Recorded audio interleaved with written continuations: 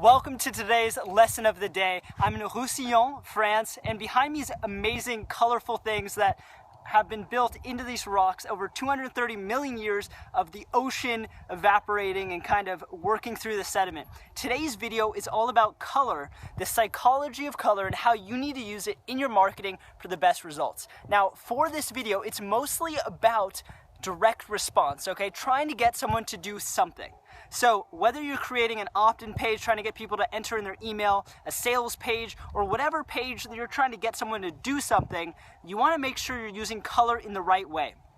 Behind me is probably the color I use the most. I use this kind of orange color for my buttons and stuff like that that you might have seen in my marketing. And the biggest thing, okay, is contrast. So most of your content should be kind of a little bit boring, okay? The biggest issue people have is they do a bunch of colors. Like now behind me you see green, you see orange, you don't really know where to look.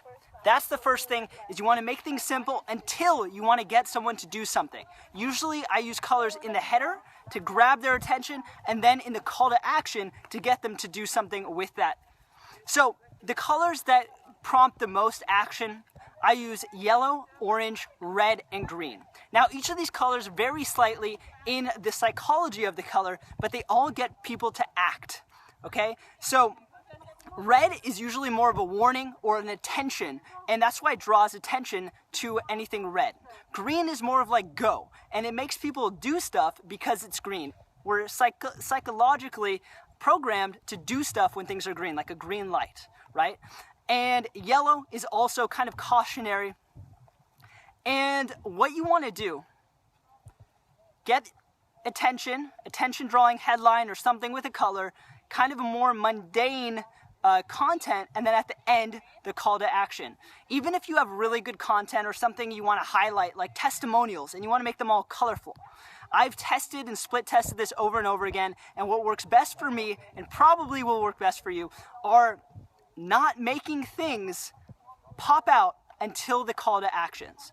So I want you to think about that, and also realize the psychology. A lot of stuff you might see that banks, right, usually use blue, because blue psychologically has to do with security and everything's protected and safe.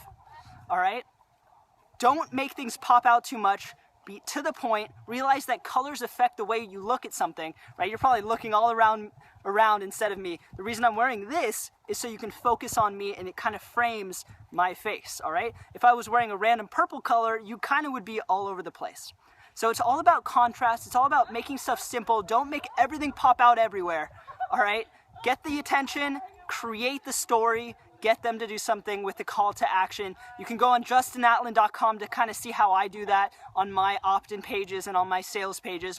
And that's it for this video. Think about that. Too many times I see so many colors popping around their sales pages and all that kind of stuff, and it kind of ruins it, all right? So do that. Think about that in your marketing, about what I told you, about those magic colors that get people to do stuff.